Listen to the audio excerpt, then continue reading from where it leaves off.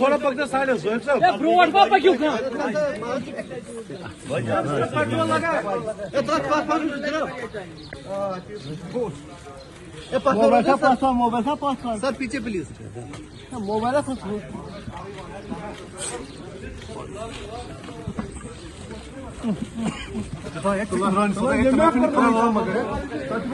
जैसा कि आप जानते हैं कि पिछले तकरीबन 5-6 दिन से ईरान पे लगातार अमेरिका और इजराइल की तरफ से हमला हो रहा है, जिसमें वहाँ के सुप्रीम जो लीडर हैं आयतुल्लाह अली खमेनी साहब वो शहादत पा गए।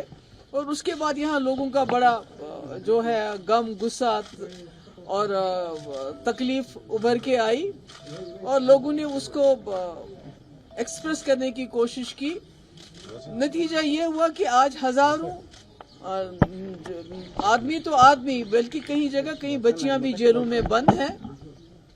और हमें समझ नहीं आता है कि हम एक जमहूरी मुल्क में रहते हैं। एक तो जो हमारी दिल्ली में जो लीडरशिप है, जो इस मुल्क की लीडरशिप है, उन्होंने कंडेम नहीं किया इसको, उन्होंने वहाँ के लोगों को कंडोलेंस नहीं किया। और ना ही हमारे यहाँ के जो लीडरशिप है उन्होंने इसको कंडोलेंस किया, ना कंडेम किया। कि मतलब हमारे ईरान के साथ बहुत ही ज्यादा और बहुत ही मजबूत रिश्ते रह चुके हैं। कश्मीर के मसले में हर मुस्लिम ममालिक जो है वो पाकिस्तान के साथ रहता था। एक ईरान है जो हिंदुस्तान के मौकिफ को समझता था और उसके बारे में बात करता था। जब हिंदुस्तान के ऊपर सैंक्शंस लगे, ईरान एक वाहिद मुल्क था जिन्होंने इसको तेल दिया और पैसे लिए बगैर ही तेल दिया और उसके बाद जो है उसकी पैसे की यानी ईरान के साथ इतने मजबूत रिश्ते होने के बावजूद आज ये बड़े अफसोस से कहना पड़ता है कि हमारी मुल्क की लीडरशिप ने ना तो वहाँ के लोगों के साथ इजहार हमदर्दी किया, ना तो इसको कंडेम किया। ये देख रहे हैं आप, मतलब कि कितनी छोटी बच्ची जो है उनकी सारी घर वाले उनके शहीद हो गए। अल्लाह ताला उनके दर्जात बुलंद करे। तो आज हमने सोचा हम बाहर तो प्रोटेस्ट कर नहीं सकते हैं ऐसे हालात में, क्योंकि दिल बहुत गमज़दा है, दिल में बहुत तकलीफ है।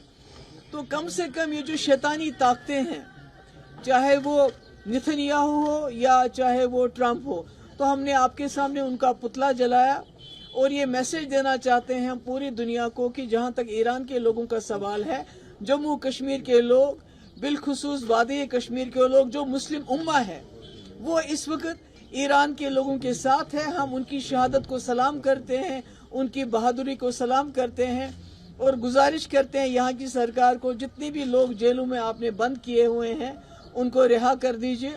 और उसके साथ ही जो आपने रूहुल्लाह साहब और जुनैद अजीम मट्टू के खिलाफ जो FIR दर्ज की है, क्योंकि वो बोले तो ये तो नहीं है कि सब अपनी जबान बंद करे, उसको विड्रॉ किया जाना चाहिए। ये तो मुस्लिम मेजॉरिटी स्टेट है, यहाँ हजारों की तादाद में लोगों को जेलों में बंद कर दिया। यहाँ तक कि यहाँ शालटेंग इलाके की बच्चियां भी बंद है, उनको उनके घर वालों से मिलने नहीं दिया जा रहा है। यहाँ हमारे मेंबर पार्लियामेंट है ये रूहुल्लाह साहब, उन्होंने क्या किया? उन्होंने बात ही तो की, उन्होंने सवाल उठाया कि मुल्क की लीडरशिप खामोश क्यों है। जुनैद अजीम मट्टू जो कल मेयर था, उसने बात की तो उनके खिलाफ FIR दर्ज की। तो मैं मुल्क की क्या बात करूं? मुल्क में तो आपको पता है क्या हो रहा है। मुल्क में तो मुसलमानों के खिलाफ इतनी नफरत है कि मुसलमानों को मारने की खुलेआम धमकी दी जाती है, तो पर कोई कुछ करता नहीं है। ये तो मुल्क का तो हाल है ही, बेड़ा गर्क कर दिया है हिंदू मुस्लिम करके। पर हमारे जम्मू कश्मीर का हाल देखिए क्या है।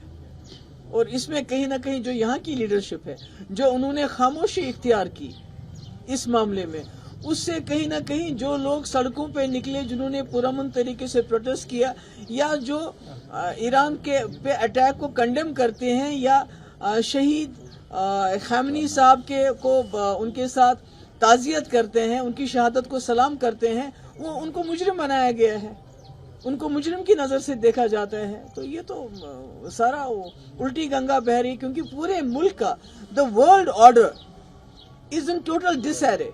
There is no world order today that a goon, an Epstein goon like Trump, can go into Iran and can go into Venezuela and get the president, arrest the president, then he goes and attacks Iran along with this another fellow, another Epstein goon master. He's an Epstein master, Netanyahu. and they together they go war criminal. He is also a war criminal. They go and they attack a sovereign country like Iran, and nobody is talking about it. And unfortunately, the Muslim countries, मुझे बहुत अफसोस के साथ कहना पड़ता है, जो Muslim countries हैं, जितनी भी गल्फ में है, जितनी भी कंट्रीज हैं मिडिल ईस्ट में है, वो न सिर्फ तमाशा देख रही हैं, बल्कि उनके मुंह से एक लफ्ज नहीं निकला है, but indirectly tacitly they are also supporting this attack on Iran by providing bases to the Americans and also giving them some kind of tacit support. ये तो इससे बड़े अफसोस की क्या बात हो सकती है? और कि हमारी मुस्लिम कंट्रीज, और इसके बाद तो उनकी बारी है.